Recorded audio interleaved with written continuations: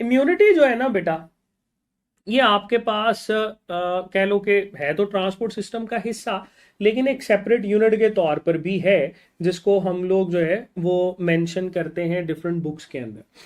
Immunity क्या है? ये बेटा आपके पास प्रिवेंट करती है, रिस्पॉन्स करती है, रिपेयर करती है। इम्यूनिटी जो है ना, सबसे पहला, ये आपके पास प्रिवेंट करवाने के लिए रिस्पॉन्सिबल है। फिर बेटे ये रिस्पॉन्स भी करती है टूवर्ड पैथोजेंस, और अगर कोई नुकसान हो जाए तो रिपेयर के अंदर भी बेटे ये रोल प्ले करती है। ठीक है, इसको रिस्ट्रेन रिस्पॉन्स रिपेयर भी बोलते हैं, क्योंकि रिस्ट्रेन भी प्रिवेंट के माने के अंदर आता है। अच्छा, अब इम्यूनिटी क्या, मतलब एक सिंपल सी ये फिनोमिना है जो कि हम इसके साथ मेंशन करते हैं? ऐसा नहीं है बेटा, ये आपके पास एक मैकेनिज्म है जिसके अंदर डिफरेंट लाइंस ऑफ डिफेंस जो है वो आ जाती हैं। अच्छा, बहुत सारे बच्चे जो है ना इसको बहुत ज़्यादा डिटेल के अंदर करना शुरू कर देते हैं, दैट इज़ नॉट रिक्वायर्ड। ठीक है, आपको वो इन्फॉर्मेशन चाहिए जो कॉमन है सबके लिए, और उसको आप इजीली जो है ना वो डाइसेक्ट कर सको। तो बेटे हमारे पास ये तीन लाइन ऑफ डिफेंस है। इसमें सबसे पहले फर्स्ट लाइन ऑफ डिफेंस की बात करें तो इसको बेटे हम लोग लेयर्ड डिफेंस बोलते हैं, that is labelled as layered defence. Layered defence क्यों बोलते हैं? क्योंकि इसमें मेनली बॉडी के अंदर ना डिफरेंट लेयर्स बेटे शामिल होती हैं। ठीक है, फिर हम इसी फर्स्ट लाइन ऑफ डिफेंस को बेटे यूं भी मेंशन करते हैं कि ये आपके पास नॉन स्पेसिफिक होता है। क्या बोलते हैं इसको बेटा? That is non specific. Non specific से मुराद ये है कि किसी खास पैथोजन के लिए नहीं है, सबके लिए है। ठीक है, कोई भी पैथोजन है उसके लिए है। फिर बेटे हम इसको इनेट भी बोलते हैं। इनेट का मतलब क्या होता है? इनेट की टर्म हम लोग यूज करते हैं बाय बर्थ। ये बेटे बाय बर्थ इसके साथ एसोसिएटेड है। ठीक है, अच्छा, फिर हम इस फर्स्ट लाइन ऑफ डिफेंस के साथ बेटे केमिकल एंड मैकेनिकल बैरियर्स दोनों तरह के इसमें जो है वो मेंशन करते हैं। हम ये मेंशन करते हैं इसमें केमिकल बैरियर्स भी हैं और मैकेनिकल बैरियर्स भी हैं। ठीक है, इसमें हम मेंशन कर सकते हैं केमिकल प्लस मैकेनिकल बैरियर जो हैं, ये दोनों इसके अंदर आ जाते हैं। इसीलिए तो ये लेयर्ड डिफेंस के तौर पर जाना जाता है। इसमें हम कुछ चीज़ों को डील करते हैं। सबसे पहले हम बेटे यहाँ मेंशन करते हैं स्किन।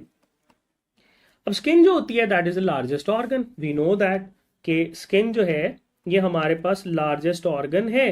डेड कैरेटिनाइज जो है बेटा, ये सेल्स इसकी सरफेस पे पाए जाते हैं। अब ये जो स्किन होती है इसमें बेटा डिफरेंट तरह की सिक्रीशंस हम लोग मेंशन करते हैं। पहला हम मेंशन करते हैं कि इसमें सीबम जो है वो प्रोड्यूस होता है। ठीक है, दूसरा बेटा हम इसमें मेंशन करते हैं स्वेट। अब सीबम जो है ये ऑयली सिक्रीशन होती है, और ये सीबम जो कि ऑयली सिक्रीशन है इसमें हम लोग मेंशन करते हैं कि ये ऑयल जो है ना ये इसको प्रिवेंट करवाता है एंट्री ऑफ डिफरेंट पैथोजन से। स्वेट की एसिडिटी होती है, और 3 to 5 pH जो है बेटा ये रखता है, और इस एसिडिक पीएच की वजह से बहुत सारे पैथोजन जो है वो इसको क्रॉस ही नहीं कर पाते। ठीक है, तो पहले तो आपको स्किन के बारे में पता होना चाहिए। फिर बेटे आपको पता होना चाहिए म्यूकस मेम्ब्रेन्स के बारे में, that can be right over here, mucous membranes. अब बेटा जब हम लोग म्यूकस मेम्ब्रेन्स की बात करते हैं तो ये म्यूकस मेम्ब्रेन्स जो होती हैं इसमें आपके पास डिफरेंट म्यूकस मेम्ब्रेन्स आ जाती। जैसे अगर आप थोड़ा सा रिकॉल करो तो आप लोगों ने डाइजेस्टिव सिस्टम पढ़ा होगा। उस डाइजेस्टिव सिस्टम में भी थ्रू आउट आपके पास म्यूकस मेम्ब्रेन मौजूद होती है, प्रोटेक्टिव लेयर है। रेस्पिरेटरी सिस्टम की बात करें उसमें भी बेटे थ्रू आउट म्यूकस जो है वो आपके पास मौजूद होता है, वो भी प्रोटेक्टिव लेयर है। इसी तरह रिप्रोडक्टिव सिस्टम, उस रिप्रोडक्टिव सिस्टम के अंदर भी बेटा आपको थ्रू आउट जो है ये म्यूकस दिखाई देता है, ये आप इसके साथ मेंशन कर सकते हैं। इसी तरह आप बेटे यहाँ पे ब्लड क्लॉट जो है, ब्लड क्लॉट उसको मेंशन कर सकते हो, क्योंकि ब्लड क्लॉट जो है ये भी बैरियर के तौर पर है। फिर इसके अलावा डिफरेंट सिक्रीशंस हम लोग इसमें मेंशन कर रहे होते हैं। जैसे फॉर एग्जांपल हम लोग इसमें मेंशन कर देते हैं टीयर। टीयर ग्लैंड में जो टीयर होता है वो सरफेस से बचाता है, उसकी सरफेस जो है ना वो आई सरफेस को बचाती है, टीयर की प्रेजेंस। फिर इसी तरह से हम लोग सलाइवा की बात करते हैं, ये भी ऑरल कैविटी के साथ कनेक्टर के तौर पर पाया जाता है, प्रोटेक्ट करता है। इसी तरह से बेटा ईयर वैक्स, हम लोग ईयर वैक्स की बात करें वो बचाता है। नेजल सिक्रीशंस, या आप बेटे स्टमक HCl की बात करते हो, स्टमक HCl, तो ये भी बेटे आपके पास जो है इसमें फर्स्ट लाइन ऑफ डिफेंस के अंदर जो है वो मौजूद होता है। तो first line of defence basically आपके पास नॉन स्पेसिफिक है बेटा, इस वजह से हमारा जो सामने सबसे पहले इसी के साथ होता है। सेकेंड लाइन ऑफ डिफेंस की बात करते हैं। अब सेकेंड लाइन ऑफ डिफेंस जो है बेटा, क्या ये स्पेसिफिक है? नहीं बेटा, that is also non specific. ये भी हमारे पास क्या है, ये बेटे नॉन स्पेसिफिक है, ठीक है, पहली बात। दूसरा बेटे हम इसको भी इनेट मेंशन करते हैं, ये भी बाय बर्थ आपके साथ जो है वो एसोसिएटेड होता है।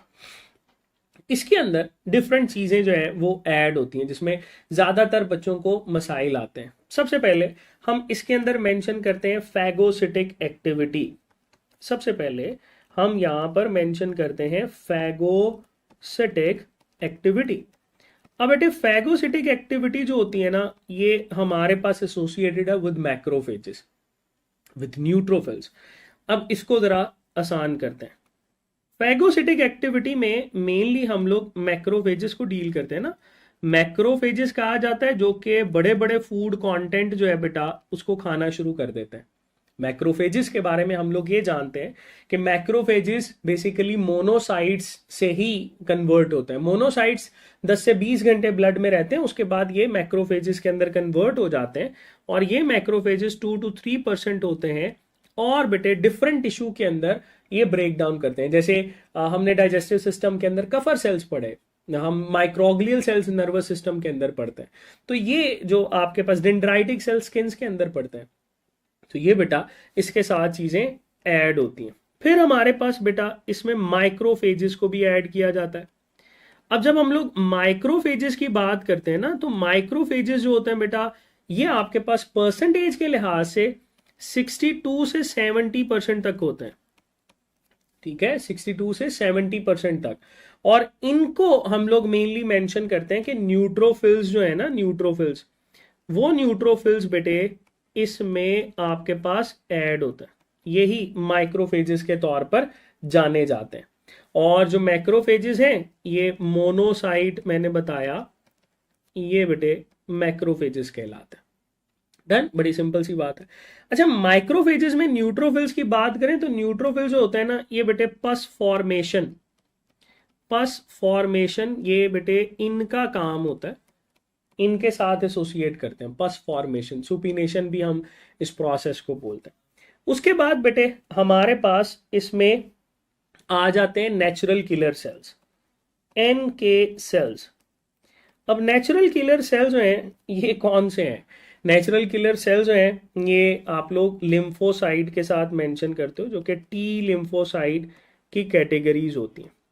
अब टी लिम्फोसाइट्स हम लोग जब इसमें ऐड करते हैं तो हमें पता चलता है कि भाई ये आपके पास दो तरीके से सेल्स को ब्रेक करता है। पहला परफोरिन्स, परफोरिन्स परफोरेट करते हैं, ये ऐसी प्रोटीन्स हैं जो कि टारगेट सेल्स को परफोरेट करते हैं, जिसकी वजह से उसकी ऑस्मोटिक लाइसिस के चांसेस बढ़ जाते हैं।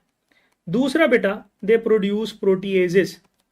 प्रोटीएजेस जो होते हैं बेटा प्रोटीन, ये आपके पास प्रोटीन ब्रेकडाउन के साथ एसोसिएटेड है, और प्रोटीन ब्रेकडाउन की वजह से जो पैथोजन होता है उसको ब्रेक करवाते हैं। तीसरा हमारे पास बेटे नेचुरल किलर सेल के बाद हम लोग कॉम्प्लीमेंट सेल्स की बात करते हैं या कॉम्प्लीमेंट सिस्टम की बात करते हैं। There is complement system.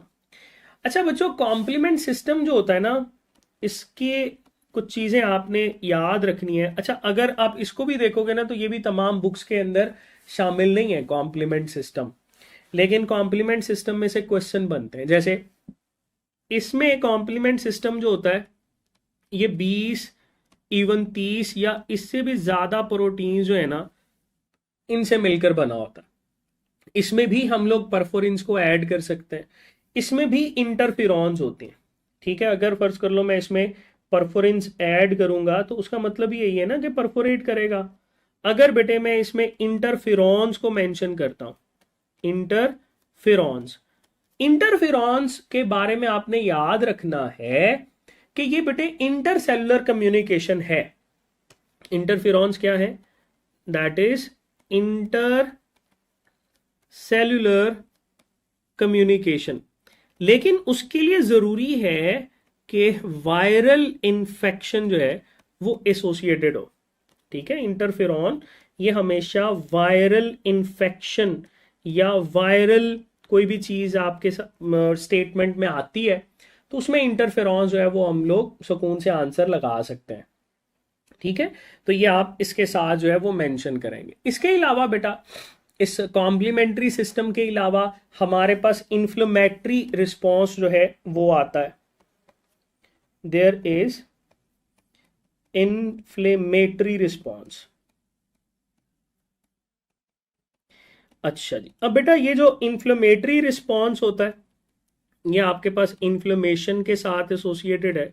और इन्फ्लेमेशन क्या होती है? इन्फ्लेमेशन का मतलब यह है कि ये लोकलाइज्ड रिस्पॉन्स है और किसी भी सेल को लोकली जो है बेटा ये बेटे वहां पर इन्फेक्ट करेगा और पैथोजन को रिमूव करने की कोशिश करता है। अच्छा, जब हम लोग इन्फ्लेमेटरी रिस्पॉन्स की बात करते हैं तो इस इन्फ्लेमेटरी रिस्पॉन्स के अंदर ना बेटे डिफरेंट चीजें आ जाती हैं। जैसे मैं यहां पर मेंशन करता हूं कि इस इन्फ्लेमेटरी रिस्पॉन्स की वजह से वेजो कॉन्स्ट्रिक्शन आ जाती है। वेजो कॉन्स्ट्रिक्शन से मुराद ये है कि वेसल्स का डायामीटर जो है वो कम हो जाता है। इसके अंदर बेटा वेजो डाइलेशन आ जाती है। वेजो डाइलेशन से मुराद ये है कि ब्लड वेसल्स का डायामीटर कहीं पर ज्यादा हो जाता है। ठीक है, फिर इसी में ही हम लोग सेकेंडरी रिस्पॉन्स के अंदर ही फीवर को भी पुट करते हैं। फीवर, फीवर भी सेकेंड लाइन ऑफ डिफेंस के अंदर आता है। अब फीवर जो होता है इसके लिए हम लोग कॉमनली टर्म यूज करते हैं pyrexia. That is the fever जो कि पायरोजेंस के साथ एसोसिएट करते हैं। ठीक है, पायरोजेंस जो होते हैं ये बेटे आपके पास थर्मोस्टेट को इन्फेक्ट करते हैं, पायरोजेंस। अब पायरोजेंस एक ऐसे केमिकल्स हैं जो कि बेटे वाइट ब्लड सेल्स की ब्रेकडाउन या आपके पास जो पैथोजन की ब्रेकडाउन होती है उससे बनते हैं और ये जाके थर्मोस्टेट जो होता है ना बेटा, थर्मोस्टेट उसका सेट पॉइंट डिस्टर्ब कर देता है। थर्मोस्टेट सेट पॉइंट डिस्टर्ब कर देते हैं। उसके डिस्टर्बेंस की वजह से आपके पास बेटा यहां पर फिर सारी चीजें जो है ना वो आपके पास डिस्टर्ब हुई होती हैं। अच्छा, अब यहां पर क्वेश्चन क्या बन सकता है? जब थर्ड लाइन ऑफ डिफेंस हम लोग मेंशन करते फीवर मेंशन करते हैं ना तो इसमें यह मेंशन किया जाता है कि टेम्परेचर बढ़ जाता है, लेकिन इसके साथ साथ जो फैगोसिटिक एक्टिविटी होती है ना वो बढ़ जाती है। फैगोसिटिक एक्टिविटी वो बढ़ जाती है। फैगोसिटिक एक्टिविटी इंक्रीजेस, पहला पॉइंट। आयरन कंसंट्रेशन डिक्रीजेस, जो आयरन की कंसंट्रेशन होती है ना बेटा वो हमारे पास कम हो जाती है, दूसरा पॉइंट। तीसरा, ग्रोथ ऑफ बैक्टीरिया जो होती है वो भी कम हो जाती है। ग्रोथ ऑफ बैक्टीरिया जो है बेटा इन दोनों की वजह से वो भी कम हो जाती है। अब यहां पर आपको सिर्फ इन चीजों को याद रखने की जरूरत है। अगर आपकी बुक में कुछ चीजें मेंशन हैं वेल एंड गुड, मेंशन नहीं भी हैं तो कोई मसला नहीं है बेटा, आप सेकेंड लाइन ऑफ डिफेंस को इसी तरीके से याद रखोगे। आगे चलते हैं थर्ड लाइन ऑफ डिफेंस की तरफ। थर्ड लाइन ऑफ डिफेंस जो होता है बेटा ये हमारे पास एसोसिएटेड है, इसको इम्यून सिस्टम के साथ रिलेट करते हैं कि हमारे पास इम्यून सिस्टम जो है ना वो आता है और इम्यून सिस्टम अगर पूछा जाए तो वो थर्ड लाइन ऑफ डिफेंस है। ये इम्यून सिस्टम बेटे आपके पास स्पेसिफिक रिस्पॉन्स होता है, इसको हम लोग बोलते हैं that is the specific response. ये स्पेसिफिक रिस्पॉन्स है और बेटा इसको एक्वायर्ड इम्यूनिटी के साथ भी डील करते हैं। That is acquired immunity. Acquired immunity वो होती है कि आपके इन्वायरमेंट की वजह से कोई चेंज जो है कोई बॉडी ने डिटेक्ट किया है तो वो चीज आई है, उसको एक्वायर्ड इम्यूनिटी हम लोग लेबल करते हैं। अच्छा, इसको थोड़ा सा ना हम नीचे करते हैं।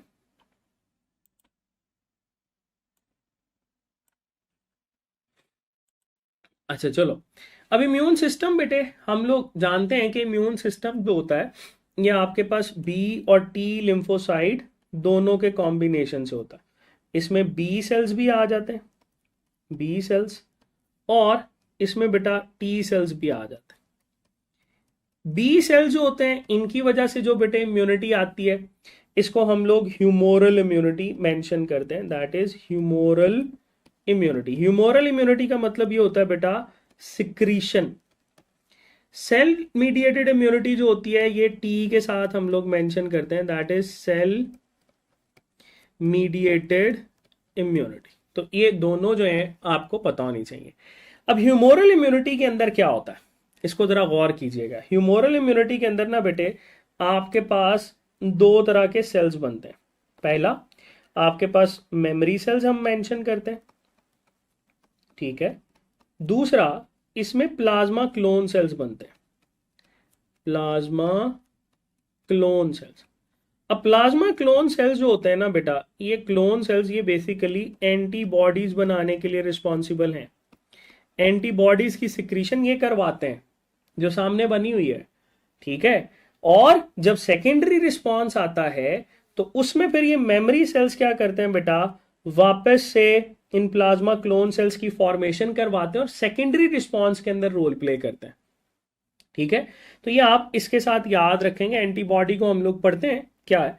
बाकी टी सेल्स या सेल मीडिएटेड इम्यूनिटी इसमें हमने डिफरेंट सेल्स पढ़े हैं, जैसे साइटोटॉक्सिक टी सेल्स आ जाते हैं, इनको बेटे किलर टी सेल्स भी बोलते हैं, ठीक है। फिर हमारे पास बेटे मेमोरी टी सेल्स भी आ जाते हैं, फिर आप लोग हेल्पर टी सेल्स भी बोलते हो, और फिर हमारे पास सुप्रेसर टी सेल्स भी आ जाते हैं, ठीक है जी।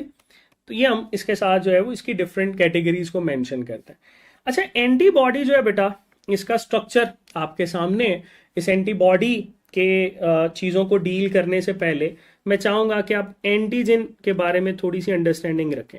एंटीजन पैथोजन की कोई भी प्रोटीन हो सकती है, ठीक है।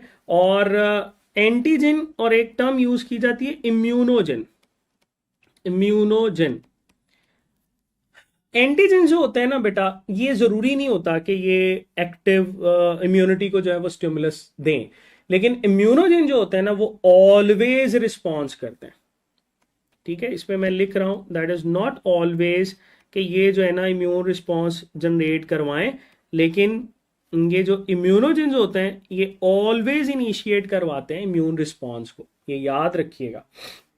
अच्छा, अब एंटीबॉडी जो है ना बेटा इसका हमारे पास स्ट्रक्चर जो है इसमें से भी क्वेश्चन पूछे जाते हैं, इसको हम लोग डील करेंगे। अब इसमें बेटा डिफरेंट हिस्से होते हैं। ये जो शुरू वाला हिस्सा होता है इसको वी के साथ शो किया जाता है, और नीचे वाला जो है ना इसको सी के साथ जो है ना वो शो करते हैं। वी से मुराद ये होती है बेटा वेरिएबल पोर्शन। वेरिएबल से मुराद ये है कि ये भाई इसमें नंबर ऑफ अमाइनो एसिड जो होते हैं ना वो चेंज होते हैं। जो सी रीजन होता है इसको बेटे कांस्टेंट रीजन बोलते हैं, और कांस्टेंट रीजन के अंदर नंबर ऑफ अमाइनो एसिड जो होते हैं ना बेटा वो हमारे पास फिक्स होता है, ठीक है। 4 इसमें पॉलीपेप्टाइड चेन होती हैं, और ये चारों चेन जो होती हैं वो डाइसल्फाइड ब्रिजेस के साथ अटैच होती है। 2 हैवी चेन होती हैं और 2 लाइट चेन होती हैं, ठीक है। 2 हैवी चेन होती हैं और 2 बेटे हमारे पास लाइट चेन जो है वो मौजूद होती है। इसमें मैंने आपको जब हमने क्लास पढ़ी थी तो उसमें बड़ी डिटेल के अंदर ये चीज़ें जो है ना वो डील की थी। इसको थोड़ा सा मजीद नीचे करते हैं कि हमारे पास जो है बेटा ये जो आपके पास होती है ना एंटीबॉडी, इसको डेथ गेम के साथ भी हम याद करते हैं, डी गेम। ये 5 इसकी टाइप होती हैं। इसको बेटे IgD बोलते हैं, IgG, IgA, IgM और IgE, डेथ गेम। ये 5 तरह की एंटीबॉडीज। अच्छा, ये हो गया। इसके बाद बेटे हम लोग मेंशन करते हैं कि हमारे पास जो इसमें एक्टिव और पैसिव इम्यूनिटी होती है वो क्या होती है। एक्टिव इम्यूनिटी जो होती है इसमें याद रखिएगा कि आपके पास जो बॉडी है ना वो खुद एंटीबॉडी बनाती है। पैसिव के अंदर बनी बनाई एंटीबॉडी जो है वो बॉडी में दाखिल की जाती हैं। एक्टिव के अंदर आपकी बॉडी खुद जो है वो एंटीबॉडी बेटे बनाएगी। अब इसको क्लासिफाई करते हैं। एक्टिव इम्यूनिटी जो होती है ये नेचुरल एक्टिव इम्यूनिटी भी होती है। अब नेचुरल की जब हम लोग बात करें ना तो इसमें बेटे इन्फेक्शन होना चाहिए। इसमें हम लोग मेंशन करते हैं, पहला इसमें डिजीज हुई, उस डिजीज से बेटा बॉडी ने रिकवर किया, उस रिकवरी के दौरान आपने एंटीबॉडीज डेवलप कर ली, जैसे मम्स एंड मीजल्स है। फिर इसी तरह से आपके पास एक आर्टिफिशियल या एक्वायर्ड एक्टिव इम्यूनिटी भी होती है। इसको हम लोग आर्टिफिशियल से नॉर्मली जो है वो मेंशन कर रहे होते हैं। अब आर्टिफिशियल एक्टिव इम्यूनिटी क्या होती है? इसमें बेटा हम लोग क्या करते हैं, वैक्सीनेशन एक प्रोसेस पड़ा है, जैसे आजकल एचपीवी जो है ह्यूमन पैपिलोमा वायरस, उसकी वैक्सीनेशन की जा रही है। वो वैक्सीनेशन के तहत वीक पैथोजन बॉडी के अंदर दाखिल किए जाते हैं और उसी से बेटा बॉडी जो है ना वो इम्यूनाइजेशन की तरफ जाती है। पैथोजन दाखिल हुए हैं, बॉडी ने खुद एंटीबॉडी बनाई है, इसीलिए ये एक्टिव है। मैं दोबारा से अपने अल्फाज यूज कर रहा हूं। एक्टिव के अंदर एंटीबॉडीज खुद बॉडी बनाती है बेटा, ठीक है। पैसिव के अंदर बने बनाए एंटीबॉडी हम एंटर करते हैं।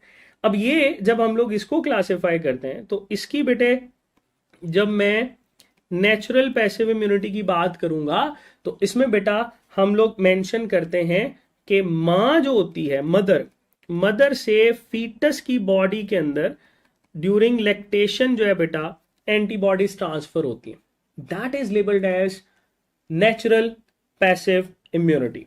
अच्छा, फिर हमारे पास बेटे ये आर्टिफिशियल पैसिव इम्यूनिटी भी होनी चाहिए, उसको भी डील कर लेते हैं। आर्टिफिशियल के अंदर क्या होता है? आर्टिफिशियल पैसिव इम्यूनिटी के अंदर बेटा हम लोग क्या करते हैं, एंटी सीराज को यूज करते हैं। अगर कभी स्टेटमेंट के अंदर एंटी सीरा यूज होता है, आर्टिफिशियल पैसिव इम्यूनिटी, अगर कभी स्टेटमेंट के अंदर एंटी टॉक्सिन यूज होता है तो आर्टिफिशियल पैसिव इम्यूनिटी, अगर कभी यहां पर एंटी वेनम यूज होता है तो आर्टिफिशियल पैसिव इम्यूनिटी। बहुत सिंपल सा, खास तौर पे टेटनस के लिए हम लोग इसको बेटा मेंशन करते हैं। ओके, चलो अब इसमें दो चीजें ऐड कर लें, इम्यूनिटी आपके पास कंप्लीट है। एक है primary response, primary immune response, ये स्लो होता है, और एक होता है सेकेंडरी इम्यून रिस्पॉन्स, ये रैपिड होता है। अच्छा, एक्टिव और पैसिव में भी फर्क है ना। एक्टिव जो होती है ना ये स्लो होती है, पता है आपको। एक्टिव जो है स्लो लेकिन लॉन्ग टर्म हम इसको बोलते हैं, ठीक है। पैसिव जो होती है ये रैपिड होती है लेकिन बेटे ये शॉर्ट टर्म होती है और हर दफा करवानी पड़ती है आपको, ठीक है। प्राइमरी रिस्पांस जो होता है ये नॉर्मली बेटा हमारे पास रिस्पांस स्लो आता है। इसमें आप ये कह सकते हो कि 5 से 10 दिन के बाद जो है ना वो एक्टिवेट होता है। सेकेंडरी रिस्पांस जो होता है इसको बेटा मेमोरी सेल जो है वो इसमें एक्टिवेट होते हैं, तो 3 to 5 डेज के अंदर जो है ना ये एक्टिवेट हो जाता है। ओके, तो ये आप इम्यूनिटी के साथ जो है बेटा चीजें लेबल करोगे।